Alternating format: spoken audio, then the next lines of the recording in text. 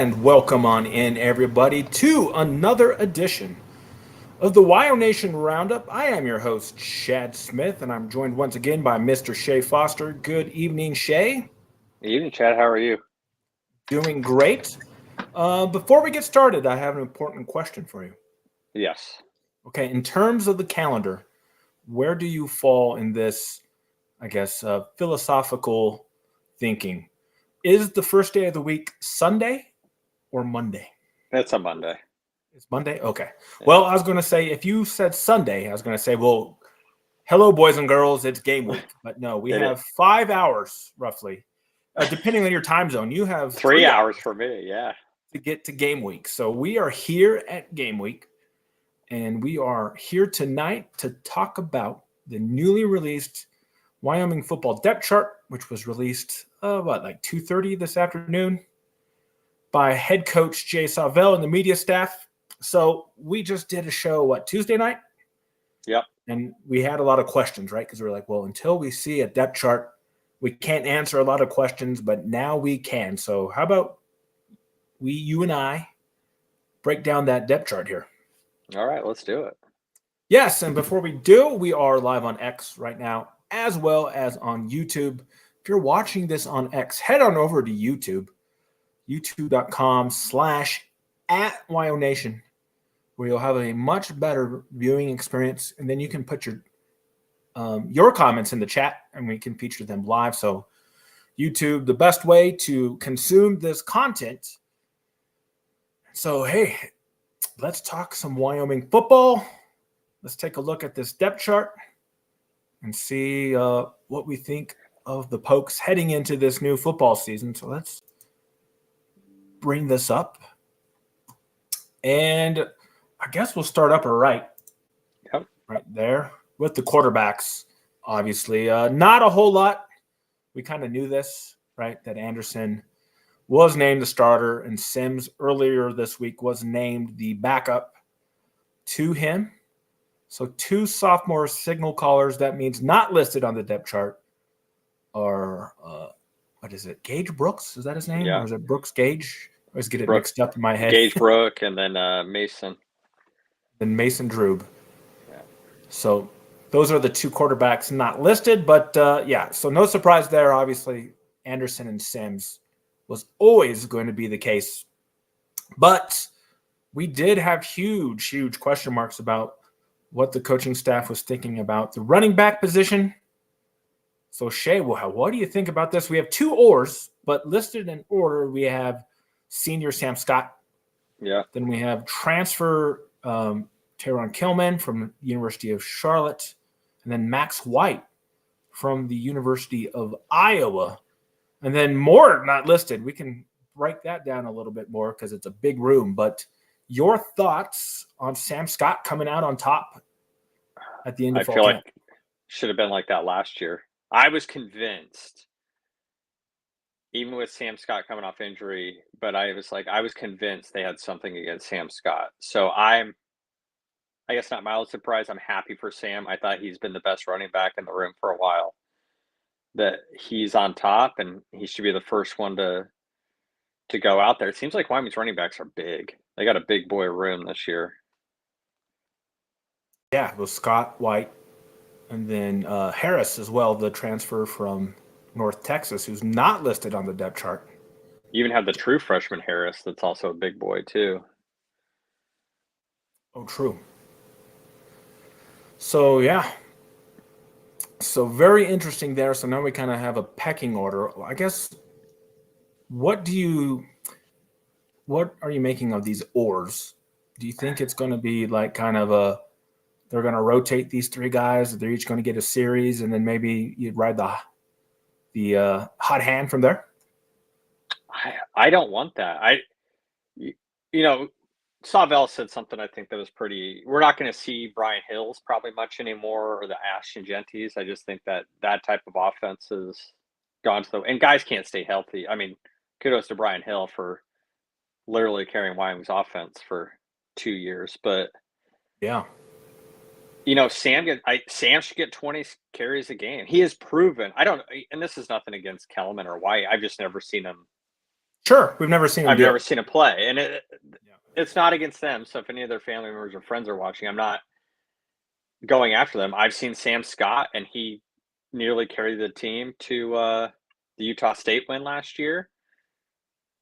I mean, they're big guys, so if they run into somebody, they should get 2 extra yards just running into a safety or cornerback, you know? So Sam breaks tackles, he's a good receiving running back, which Sure. I don't Yeah. know if the other guys are good receiving running backs. I'd rather see Sam majority of the time, and I hopefully, you know, knock on wood, we don't see a case where Brian Hill, who's the third string in 2014, comes in and he lights up the room. But DJ May and Sean Wick were also really good running backs ahead of him at the time. Mm-hmm. So yeah, so there's a little comment from someone who may know. One said, "Sam Scott, welcome on in, Gregory. Yeah, Good to see you." Yeah, I think it's going to be really fascinating to see how this carries distribution gets handed out, not only in the first game, but as the season progresses.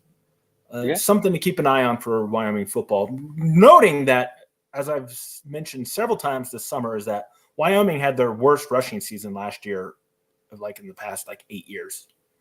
And if yeah. Wyoming wants to win, they have to run the ball. So, and I think you do that with a back getting a bulk of the carries, none of this getting guys in and out nonsense. Yeah. Sure, you might get hurt, but if you have somebody who can carry the load, let them carry the load. Well, the best running games for Wyoming last year was Sam Scott was getting the majority of the carries. So, but we're just little league coaches, Chad. So, Right. So good to see Sam Scott there. And again, right, Kelman's going to get his carries. White's going to get his carries. Now, again, right, and you have this a really interesting dynamic as well, right? Sam Scott's a senior. Max White is a graduate transfer. And then the guy from North Texas is a graduate transfer too. So, right, you can't feed all those mouths if everybody stays healthy. So yeah. someone's going to be unhappy in the end, and it needs to come down to production. So I'm thrilled Sam Scott is getting first crack at it, and hopefully he takes it and runs with it, both figuratively and literally. Any other final thoughts on running back? No, I mean, maybe we see there was a kid that transferred back to Fresno State who was in the program, and Wyoming was running like wishbone sets out of shotgun because they had such a deep running back room, and maybe we start seeing some of that where you get your best players on the field. Maybe. Yeah, I don't know. So, That'd be yeah, interesting. Run some triple option. yeah. I mean, maybe. All right, next up on everybody's list was this wide receiver room. Let me scroll down a little bit so we can get all 3 sets on there. I don't know what. I guess I'm not too surprised based off the chatter of Michael Fitzgerald being named a starter. They were raving about him and his physicality too. So pretty interesting, right? This is the D2 guy, right? Yeah. Yeah. So coming up from D2, earning a starting job in fall camp. Big wide receiver, 6'6", 210. I think that size will do him well in the Mountain West. And he's got pretty decent speed from what we sound. Again, we haven't seen him in a game, right? So we'll have to see how that translates.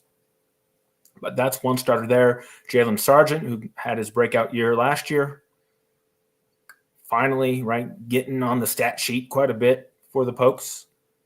And then Chris Jurr in the slot position, who was probably criminally underused last year. Yeah. But now, I mean, if you have Fitzgerald, Sargent, and Durr out there, right? I mean, that's pretty formidable if Fitzgerald is as good as the coaches say he is. I mean, you got John Mike. As long as John Mike's healthy, the receiver should just be eating up safeties. Yeah, you're going to have at least 1, if not 2, wide receivers with single coverage. This might be a Sargent Fitzgerald show for a while because people know Chris Durr and people know John Mike. Yeah, we know Sargent. but he still was like the third best receiver last year, so he may be overlooked. Mhm. Nobody knows who Fitzgerald. Nobody knows the wide receivers. I'm assuming that's the X receiver, Fitzgerald, Holman, and Richardson. Nobody knows who those guys are. Yeah. But if they can beat one-on-one coverage, I mean, they're going to have it. Yeah. So it is. I think it's an interesting room. It's a much deeper room than we've had in a long time, just looking at the names, right? Yeah. And as we've said time and time again, not to beat a dead horse, but they're finally being coached. So Who would have thought? great things can happen when you're actually coached how to actually play a position. Here's something for you, Chad. If Fitzgerald has the same numbers of who was the kid from Holy Cross a couple of years ago, that like 25% of his catches were TDs. Asante? Yeah, Santi. Do they just go like, hey, we should get him the ball more and never do it? Yeah. Well, I don't know. It's going to be, I mean, I don't know what Fitzgerald. Fitzgerald seems to me he might be more of a, I don't know if he's a possession receiver. I don't know if he can take stuff over the top, right? I have no clue because we haven't seen it in a game. And we don't know, I don't know how fast he is, but he's big. So it leads me to believe that, right? You can do some stuff over the middle with him and he's going to make some hay. Corner routes. I mean, just throw it on people's heads. Or just, those back shoulder 50-50 sideline balls. Exactly. Yeah. So Fitzgerald, and then he's backed up by two newcomers as well, right? So Holman comes from the University of Arizona, and then Eric Richardson comes from the FCS, I do believe, right? So there's three newcomers at that one position. You got Sargent, and then Brantley, who they've talked a lot about, who's really taken some strides, according to the coaches. Yeah. You have Durr, who obviously is one of our top players.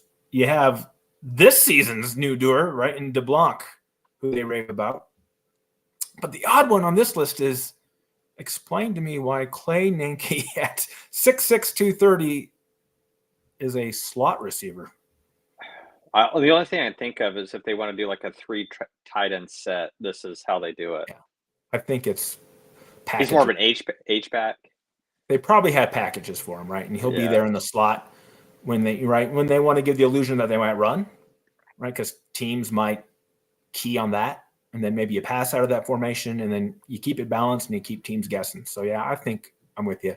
They'll probably have a package built with him in that position to give teams something to think about. So yeah, on paper, looks like a pretty talented wide receiver room, the most that we've had in a while. And right now the key is hopefully they'll be productive. Yeah. I think I saw this, it was Alex Taylor and his excellent season previews that they put out this weekend. I think one of his tweets said that it's been 8 years since we've had a 1,000-yard wide receiver. Tanner, it's got to be Tanner. 8. That's insane. I can't even. I don't think we've even sniffed 1,000-yard receivers. No. Since that time. I don't even think we've sniffed like 500. Yeah. So, bad offense. Yeah. So Javon Bonite, God bless him. That's all I'll say. All right, moving on. We'll talk about tight ends, of course. Now, you guys are right. I think you might be a little upset. I mean, John Mike, obviously, number one, is a guy that they have to use, right, in this senior season. So we'll call it this. We don't need to see it. You have to feed him the ball. Like, if he's not getting 8 to 10 targets a game, something's wrong. Yeah. So that's all I hope is that we target him. I know last year, right, he had the injury problems. But he needs to be one of the most targeted tight ends in the country. And he may not be, right, you said, because people will double him. And that's great. If he's the world's best decoy and we have all these new wide receivers who actually run routes and get open with single coverage, that's fine too. Well, Sam Scott can help John Mike out because if your run game's devastating, your tight end game is equal as devastating. Exactly. So, but the big highlight to me that I find very interesting is Evans Svoboda listed at number 2 above Herb, who we talked about earlier in this week, which I don't know if I believe right. I mean, is Evan Svoboda a better tight end than Justin Herb? I guess we'll find out. I think Jake Wilson was probably even though he's hurt, Jake Wilson's a really good blocking tight end. Mm-hmm. So he's probably your number 2 guy just based it. He's probably the best blocker. But I don't know. Like I said, I've never seen Evan make a move. His straight line speed is undeniable. I've just never seen him make a move. Yeah. And at tight end, right, straight line speed doesn't really help you. You got to be able to move your hips and be agile. And that's my main concern. I hope 1,000% to be proven wrong, of course. But that's how I view it. But we're going to find out Thursday night on ESPN Plus at 5 p.m., right? Yeah, for you guys. I get finally a good kickoff out here for once. 5 p.m. And I don't know. Have you heard? I've heard all this like with ESPN Plus. Is it like still a paid thing now? I heard it's very ESPN confusing. eliminated. I think ESPN Plus is still going to be the game to go to. But I don't know if ESPN Plus is part of the streaming that you pay for or if it's now free.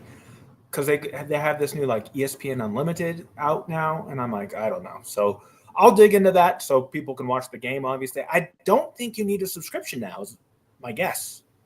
And these games are going to be free online, but and then maybe the press release that Wyoming put out today probably has info on that too. But just something, if anybody knows out there, let us know. But it was confusing to me because I read some article about what ESPN Plus is now, and I read it, and I was even more confused than I was before I read it. So cool. I Google. Yeah, don't look at it. Google it. Yeah. Yeah, no, it's not worth it. We'll figure it out. We got until Thursday. We'll make sure everybody can watch the game. All right, Shea, it's part. Let me see if I can zoom in on this more. Let's see here. There we go. I will give you the floor, sir, for your favorite, favorite position group. I mean, at least there you go. Offensive line, Shea, take it away. I mean, same left tackles. They're bigger this year. And then, kudos to Luke Sandy. I think he had kind of a tough year, but backing up Jack Walsh, and you can put him in a guard position. So I'm kind of, maybe your right and left guards is really Luke Sandy is your backup, and they more than likely. We've heard Braylon Jenkins' name this year, and he's a big boy. And then the one kid with a hyphenated name, he's hurt, but I'm pretty sure he would probably be your backup to Wes King and not Caleb Hall. But because I haven't heard Caleb Hall's name at all. Sure. So, but these guys have to be it. The offense is on these guys, and the offense is literally on Jack Walsh because if he rolls back a snap, Jays Johnson's offense cannot operate out of rolled back snaps. Yes, timing is very key in this new offense for sure. All offenses are. Well, maybe not the old one, right? Yeah, I don't know. You could take but if your quarterback has to drop his eyes, it's game over. Mm-hmm. So, I mean, interesting that Rex Johnson was your right guard last year, now is a right tackle, and he's small. Yeah, that's something to monitor. We talked about that, right? I was kind of surprised by that move in spring. I don't know if you were. I can't remember. Yeah, I don't. Maybe they're looking for more. Maybe he has better footwork than Caden did. Maybe they're looking just for better run blockers, right? And if you get a better run blocker at right tackle than a pass blocker, maybe that's a sign that they're going to run the ball more. I don't know. Yeah, just smash it into the. We're going to find out. And then, or I think it's really probably getting their best, right? Getting your best 5. Yeah. So would you say this is our best 5? At right tackle, I don't know. I thought Rex played great. I mean, as a group, are we playing our top 5 linemen as starters? Yeah. Yeah. Okay. Another thing I want to get your thought on. I know you kind of mentioned before that at a left tackle there might be an odd situation, but I don't see an or there. What are you hearing about Geiger and Nate, Davies. I think last year Nate was a little farther ahead than what they were putting on with the Davies Mhm. battle, and that's fine with coach talk in the off season or during fall camp. I think Nate is the better left tackle. Now that's not to say I thought Jake Davies played relatively well last year for being thrown into the fire. Sure, yeah, I agree. Um, That was so a it's good. crazy situation. Yeah, I mean the kid was coming in. He weighed like 220 when he got on campus. Now he's got to put on all this weight and try to carry it in a game. I mean, So the good news is you got two guys who played some now at left tackle, which is great. yeah, and maybe move one to right tackle if something happens to Rex, or Rex isn't performing. Maybe you have the option that those guys can go both sides. I don't know. I haven't heard anything if they're doing that, but Yeah. So yeah, no, I agree with you, right? The offensive line, I think they did like pass blocking last year, I don't think was a problem outside of Barnett at right tackle, and that's why he's at right guard. He was like a matador most of the time, unfortunately. But I think inside, right, that takes him, gives him a little more protection, makes it a little less, right? Unless it gets bull rushed, which I don't think too many people are going to be able to bull no. rush the vanilla gorilla. But that's a whole different position from guard to tackle. Yeah, So, and maybe we'll he's just see. now he can play free of just like there's going to be a guy in front of me every play, I and I'm can just going just to hit him. smash him. Yeah. Yeah, exactly. Yeah. So So, yeah, so I think the offensive line is key. I think pass blocking they did a pretty good job last year. yeah. Most of the sacks, right, when a certain person was the quarterback, wasn't their fault.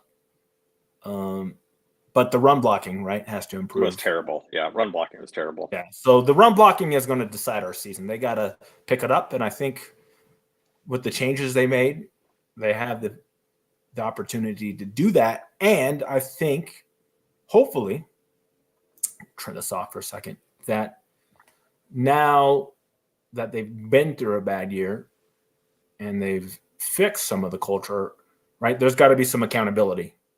If you're not playing up to an acceptable level, well, we're going to find out if the guy behind you can.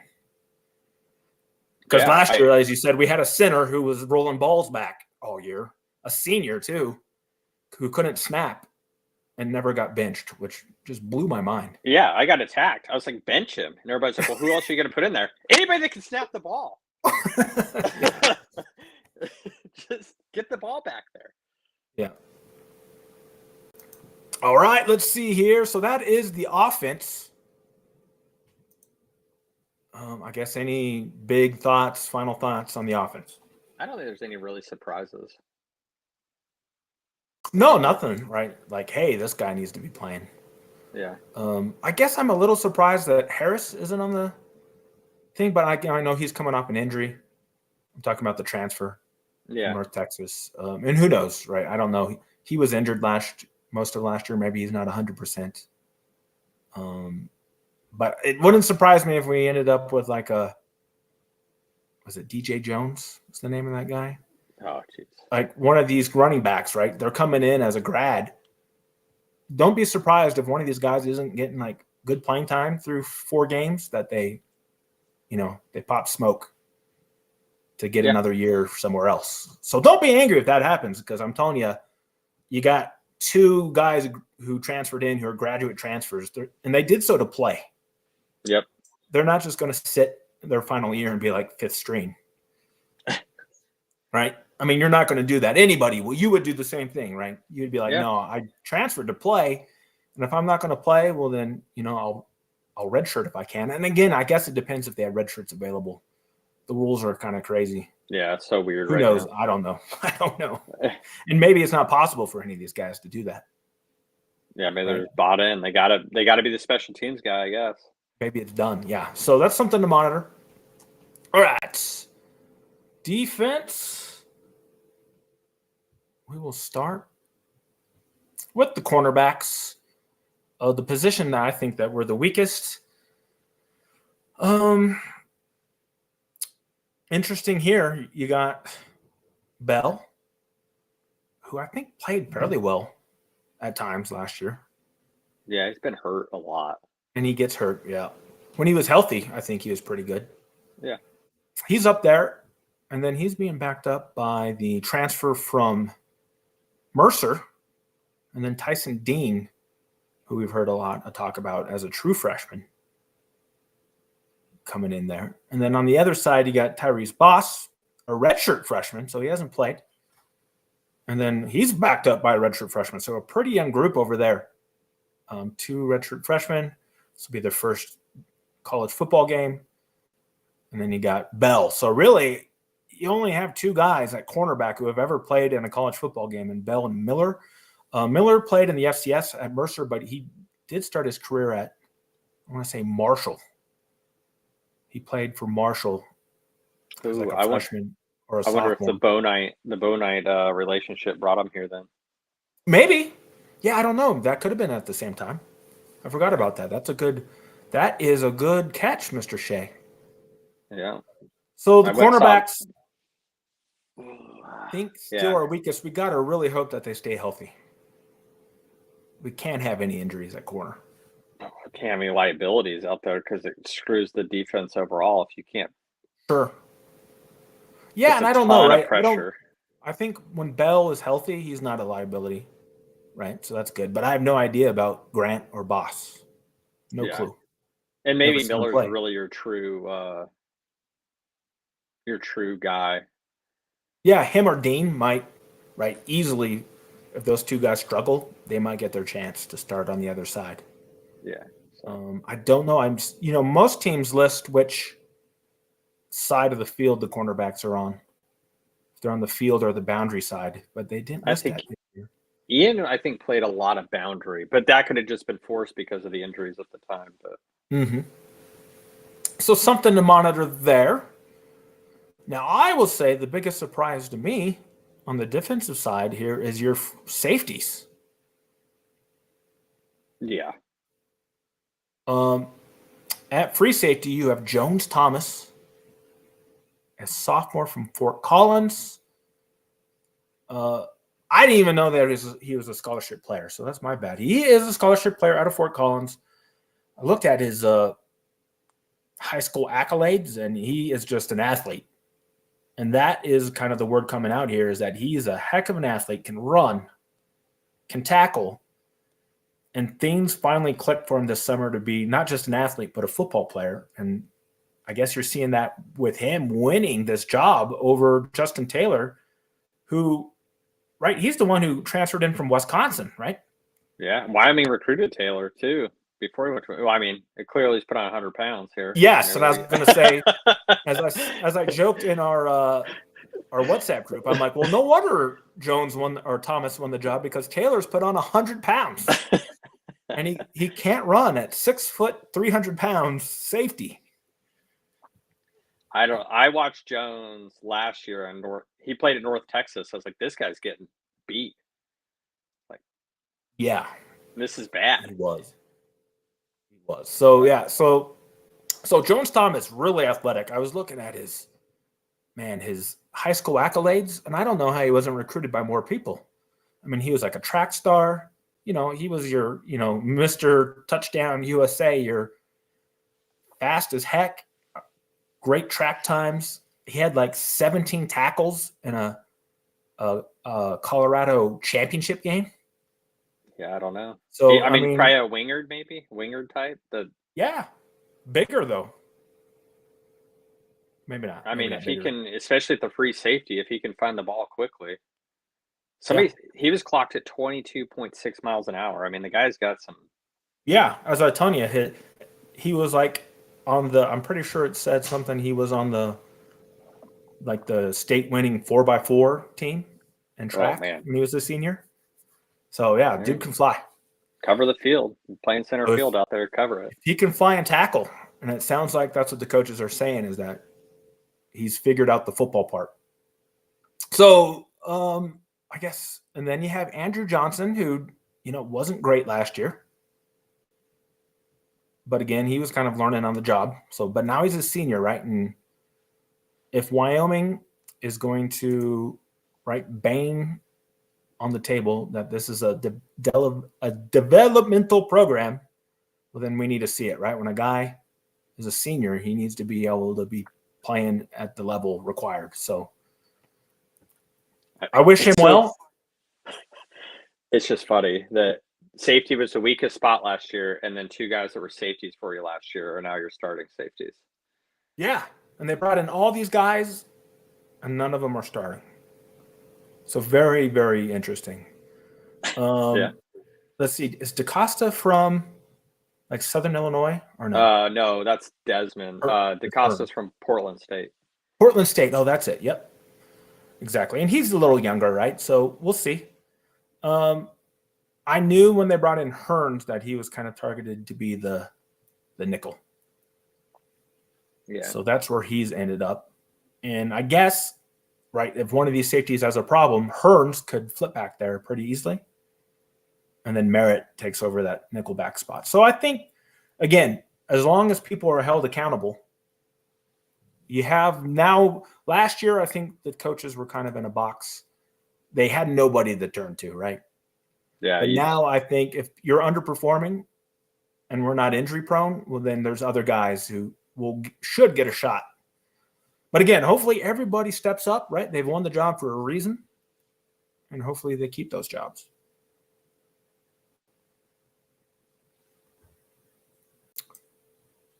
Any other thoughts on the DBs before we move to the front seven? No, I guess we're going to see what happens. Yep. All right, front seven time. Start with the linebackers, which I find pretty darn interesting. Would you like to take the lead here? Yeah. Wyoming's essentially paying a dime package with the size of their linebackers. I mean, Evan Eller's got the stats. I mean, these guys have the stats that show that they're around the football.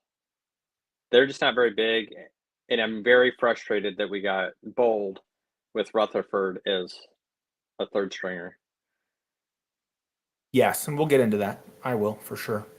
But Wyoming's not very big. I mean, what happened? I mean, hopefully they can I mean, if they can get to the ball, that's fine, but 230 is a pretty small middle linebacker, so.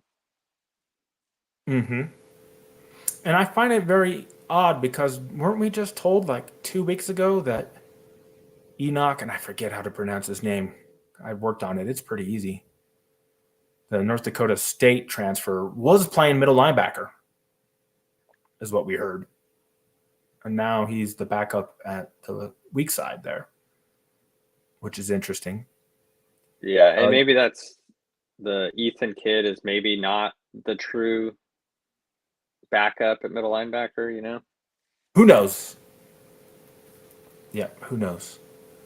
The stream chats keep saying we have new ones, but they don't show up, so I don't know what's going on. Oh, okay. If you're having problems getting in your chats, I don't know, but it keeps saying that, hey, there's a chat, but I don't see anything. So again, yeah, you have Eller, he kind of right. Like we were like looking for him. Like, is he going to end up on a milk carton? Because he just like stopped playing last year, and nobody said a word. I hated that. Very odd. So he redshirted, obviously. Probably could have been useful, considering the production we were getting at that position. So now Evan Eller, the transfer from VMI, who wasn't he like in the top 20 in tackles in FCS? Yeah, maybe always top around 10. the ball. Yeah, he's always around the ball. So we'll see. So he's going to have his chance here. And then Braden Johnson too. So again, it's all these. Your top two at Mike and your top two at weak side are all transfers. So that tells you a lot. Sam Scott was the last linebacker they recruited before Rutherford. I mean, they talked about Dash being the next coming of Chad Muma. The guy's not even on the depth chart. Yeah. So let's talk about Rutherford. I think you heard that he was battling some injuries this fall. Knee sprain, yeah. So okay. And do we know is he healthy right now? As far as we know. Yeah, I think he's a full go. It's just okay. So and maybe they ease him in. Is the question he's third string because he was hurt? My guess they're just going to ease him in. I mean, okay. Do you have to throw him at Akron? Probably or not. Northern Iowa. I mean, Probably not. But the problem is, right, we've never seen him. I mean, did he play at all last year? I can't remember. Did he play under no, they 4? never. I They was like never played begging him. for it. I was like, just pull, Okay. just let Dash and Garrett, just put somebody. They're going to be here next year because you benched them all year. just, Yeah. just put them out there to see what you have. Yeah, so let's talk about this, right? Because, of course, Savell, everybody's heard it now, right? Going on and on. I've been reading it today. New quotes. He's a special player. Okay, well, if he's so special, why is he third string? Yeah. That's what I'm trying to figure out. Hell on wheels. He's the next great Wyoming linebacker, right? This talk doesn't do anybody any good when the guy's never played a down of football. As we've seen last year. Yeah, I know. It's crazy. So, but he's third string. So I guess the media, I'd be asking, and hopefully they do, but they won't get another chance, right? Because that's kind of the problem. They didn't release a depth chart before the first press conference. They waited until today. So maybe they'll ask him, like, hey, why is Rutherford third? If you're talking about him as being, the next greatest, best thing. And the answer very well may be he's hurt. We're going to ease him back in, which is fine. But if he's not hurt, then there's many questions that need to be asked. A lot of questions. And I'm sure he'll play. Right, early in the season, conditioning's not there. I'm guessing Akron, Ohio in August is humid and hot. Oh, yeah, the weather's been decent out here lately, so hopefully it's like that. Yeah, I don't know. Maybe that's what we can do. Maybe you can look up or I can do it. It'd be easier for me. We'll look up a forecast for Thursday night before we get off air here. All right, let's see here. Let's get this depth chart up there. So that is the linebackers. Let's go back to the defensive line, which I know is another thing that you like. So I'll let you kind of break down the defensive line for us. I'll be honest, I don't know who Braden Wilson or the other guy are backing him up. You don't know who Braden Wilson is? Oh, that's the kid from Weber State. Yeah. Mm-hmm. Oh, yeah. I read the story about the Peter kid. He was a really late guy coming in. So he is the late ad. So he is a JUCO guy who I think last year was his first year of playing football, and he had something a volleyball player. Yeah, no, that's not him. Oh, it's not. I don't think so. I think that guy's an offensive lineman. Oh, okay. Who's not listed on the depth chart? Yeah, the volleyball player is an offensive lineman. Oh, okay. Yeah, another transfer that we have. That's good. Yeah, I noticed that he's not on the 2 deep, which is not a big deal. Yeah. But yeah, the volleyball player I do believe is a tackle, an offensive tackle. This guy, I think he started his football career at Oregon State or Washington State. Right. Yeah. And then went to a JUCO and had 13 sacks or something ridiculous last year.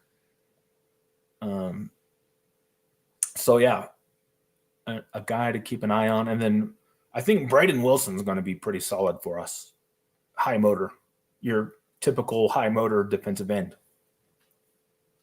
Yeah. I mean, they're not the biggest guys, but if they're not getting blown off the ball, it doesn't matter. I mean, it will help Tice a lot to have a competent defensive end on the other side. Yeah, so he's not doing it by himself. So he still will probably get double teamed, but if he does, right, kind of just like on the wide receiver part, in the tight end combo, well, if they're double blocking Westland, well, that means somebody else on the line is going to have single for sure. And probably it opens up your blitz packages. Yep. So that's good. And then on the inside, we have Ben Florentine, who sounds like feels like he's been around forever. I know. When he first started playing, he had the biggest gut, and I was like, just because this guy's big, you don't have to put him on the field. Yeah, I remember you saying that. Is he in shape now, you think? I haven't seen a picture. Last year I thought he looked great until he got hurt. I was like, oh man, this guy really got in the room, and there's different ways to carry weight. And when he first was playing, I was like, oh my. Yep, and then his backup is an all-conference player from the Patriot League, I do believe, from Bucknell. Yeah, they have a good defense. So that's good, a guy who can rotate in, right? And he's got the size, obviously, there, 6'2", 300. Then you got Sam Sula, who they're really high on, coming off an Achilles. Hopefully that didn't slow him down too much. And then Jaden Williams as an or. So they're both going to play, right? I think nose tackle and D tackle, all four of those guys listed are going to play a lot. And This one might be remembering that big. These guys are big. A shout out to Rashawn, who I know you were asking about. Rashawn's been giving us comments and texts on the YouTube channel.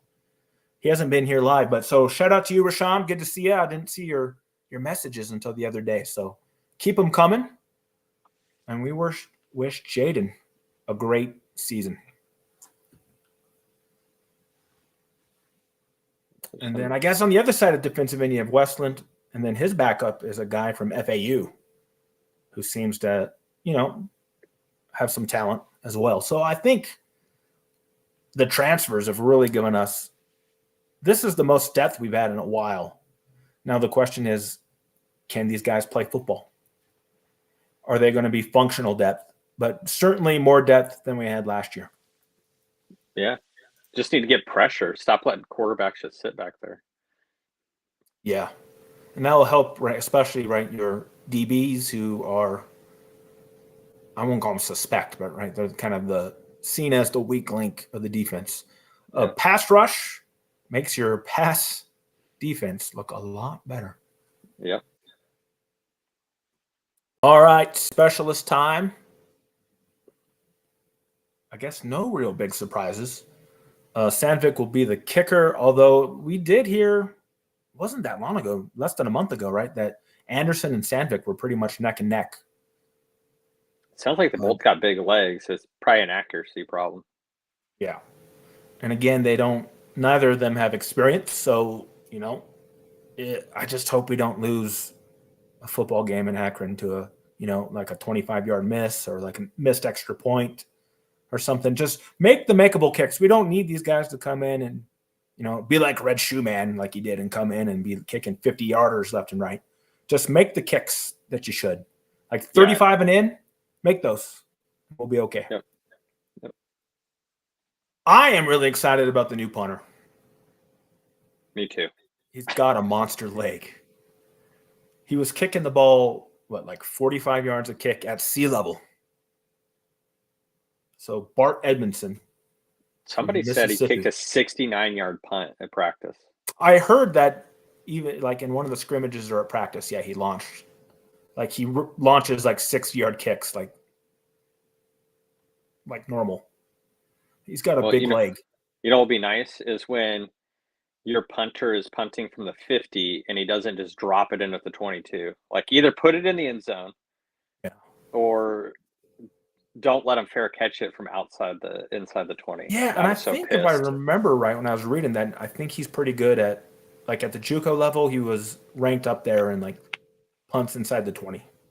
Yeah, just give your guys a chance. Hang it up there, let them get a chance. So, I'm really excited. I love punters. And as I said, time and time again, people are probably sick of me saying it, but punting at Wyoming should be the easiest thing for you to be able to recruit to. Be like, dude, you get a kick at 7,000 feet. You're going to be banging footballs 50 yards if you have any type of leg power. So, I'm glad he's here. And then his backup is actually the holder. So again, that's an important thing too, right? So a holder. So kind of a mess. You have first-time kickers and you have a first-time holder. Thankfully, your long snappers are coming back. Your long snapper's coming back. Yeah, I was going to say, here, I'll pull it up. Sorry, I thought I had it up. Yeah. So here's your special teams guys.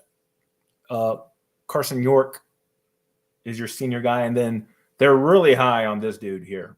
I can tell you for a fact. In fact, I think he got is this the same guy who got a scholarship, or is this a different dude? That might be that 5-star kid. Is he? Yeah, I think he's I think this guy's actually the walk-on long snapper who. Oh, okay. But he was like 5-star rated out of like the snapping camps. Yep. Like he was rated as like one of the best long snappers in the country in high school. How you gauge that, I don't know, right? But you don't roll snaps back, Chad. Yes. So there we go. So they have somebody who's got some talent.